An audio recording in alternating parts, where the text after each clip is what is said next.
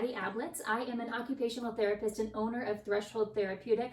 Welcome to the Home Care OT. This is our series on patient mobility devices. Today we're here to talk about features of a wheelchair. This is a standard manual wheelchair. We're going to talk to you about the different features of these chairs. Now, features of your chair may differ by model or type. Today we're going to talk about the most common features, things that you should be looking at as part of your wheelchair, and some adjustments that you may or may not have known exist on your chair. So we're going to take a moment to talk through those.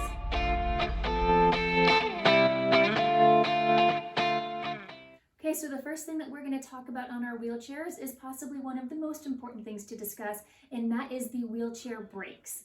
The wheelchair brakes are right here by the larger wheels. In most cases, your brake is going to push down to lock and pull back to unlock. There are some reverse brakes, but again, different chairs have different specifications, but for most part, what you're going to see is push to lock. The one thing we want to make sure is that before you stand up or sit down, these brakes must be locked. Because what happens if someone goes to sit down in a chair and it's not locked, as soon as we sit down and put downward pressure on the chair, that chair is going to slide backwards while we sit and can potentially cause a fall. Same concept when we sit down and want to stand up. If I go to do that without locked brakes, the chair goes behind me. I may slip if I lose my balance. So before you stand up, push and lock those brakes.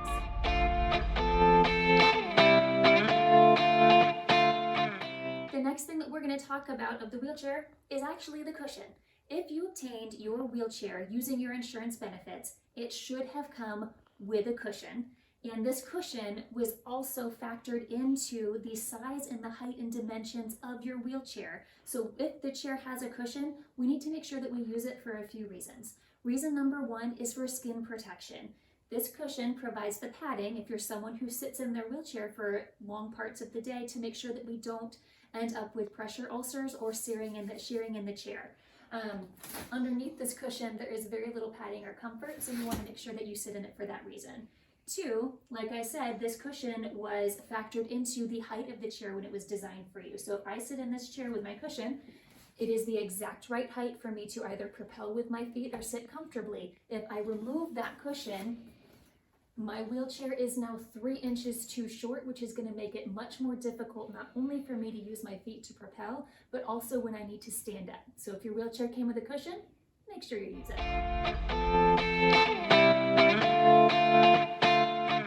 The next part of the chair that we're going to talk about are the armrests.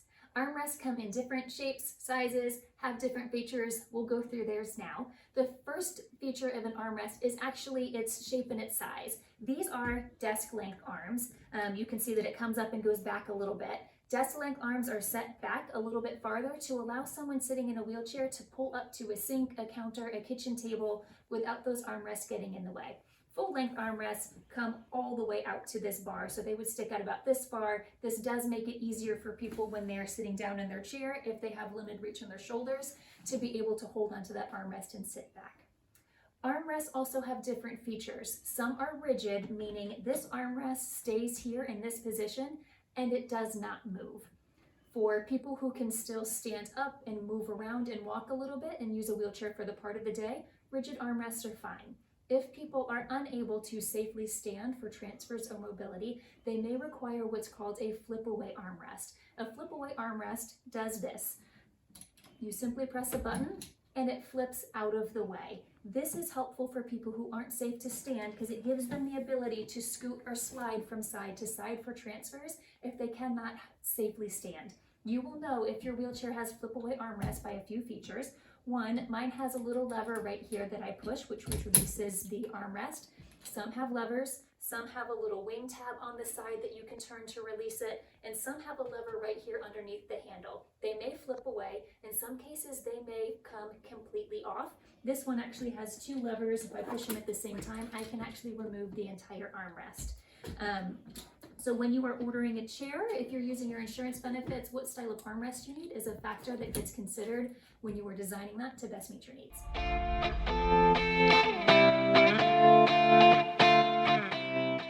Now we're going to take a moment to talk about leg rests. These are the leg rests of my chair. They are designed to keep my feet and my legs in proper alignment and in a safe position for when I am being pushed or wheeled around in the chair. If you are pushing someone any amount of distance longer than a short household distance, we want to make sure that feet are properly on these leg rests. Resist the urge to ask someone to hold their feet up. If we are being wheeled for a long time and legs get tired and they drop, we end up with feet and ankles trapped under the chair and can end up with an injury. So feet and leg rests on when you're being wheeled in the chair. If you are staying put and want to break, there are a few adjustments on this chair. First thing we can do is take the foot plates and we can just lift them up and out of the way. This is great if someone is sitting down for a while, they want their feet on the floor. I don't recommend that we keep them in this position if this person is likely to be getting up and moving around, because as I go to move and turn, I can potentially trip and fall on this leg rest and end up with a nice skin tear right here on my shins. So this is one feature. The other option that you have is to actually swing these completely out of the way. There is a lever on your leg rest down here. If I take my finger and I just push that farther out, these leg rests will actually swing completely out of the way. This is a nice feature for a quick and easy transfer. I don't recommend that people who are foot propellers wheel around with the leg rest out to the side in this position, because it actually makes your chair about 4 inches wider. Really hard to get this through a doorway in that position, and they also swing around and don't lock in place. So if you're not using the leg rest for a while, or you use your feet to propel, I recommend that these come completely off. Yes, leg rests do come completely off. You can take them off simply by lifting them away. If you want to put them back on, concept for most chairs is the same. There are 2 holes on my wheelchair, and there are 2 pegs here at the base. I am simply going to line up the holes with the pegs to put these on. The secret is that the leg rest has to be facing out to the side when you do that. There is a plate here, and if I try to put these on facing straight on, the plate and the lever are in the way of each other, and it's actually not physically possible to put it on. So if you're having trouble putting these on, remember we have to face this out to the side, match the hole with the peg, and then once you swing this around, it will lock itself in place, and that's how that you know your leg rest is in place. And again, if you wanted to swing it out of the way, pull that lever, lift completely off to remove those leg rests.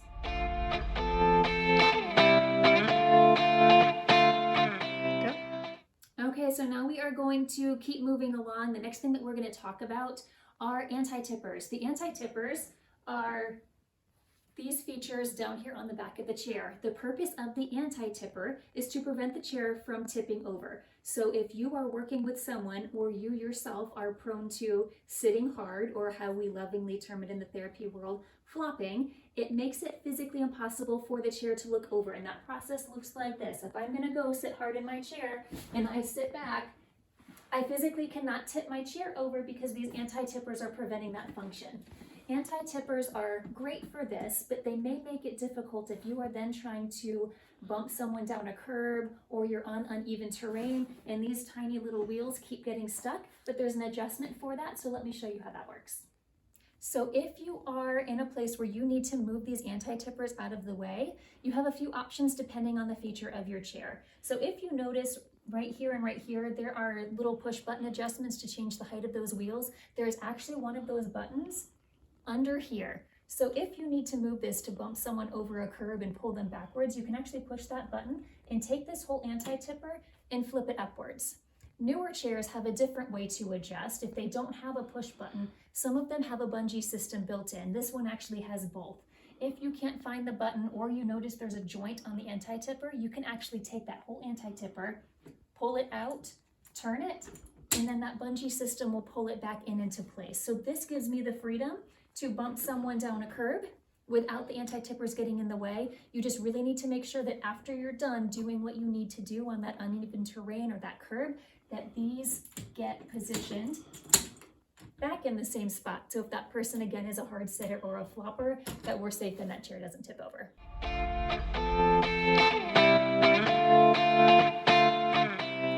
That I'm going to talk to you about wheelchairs is simply how to fold up your wheelchair if you need to store it and get it out of the way. The first thing that you need to make sure that you do is actually take the cushion off. This is going to prevent you from being able to fold it up effectively. So take that cushion, set it aside, and then all you need to do to fold the wheelchair, you've got 2 options. You can simply grab the center of the seat and pull up, and it folds in half. To unfold it, you're going to grab the frame on either side of the seat and push it apart. We need to make sure that as you are separating the chair, please watch your fingers because they can get pinched against here. So once you get it most of the way folded, flat hands, push down solid. The other way that you have is some wheelchairs have handles built in. You can also grab a hold of those handles and fold it up to get it out of the way. Quick handy tip, if you're going to be carrying this chair, it's easier to do this by the wheels as opposed to trying to grab here on the armrests.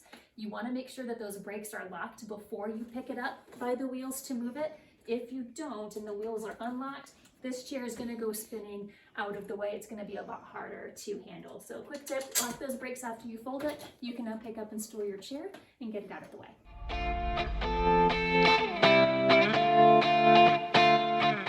Thanks so much for hanging out with me to learn about features of a wheelchair. If you are looking at getting a wheelchair for yourself or your loved one, and you think that this wheelchair may be a large part of your day and perhaps your primary source of mobility, please consider reaching out to a licensed occupational or physical therapist with experience in wheelchair seating, because you may qualify to have a chair that is custom fitted and designed for your body shape, size, and your needs that may be reimbursable through your insurance. If you have questions or concerns, please feel free to check out our blog at thresholdot.com. And again, thanks so much for watching.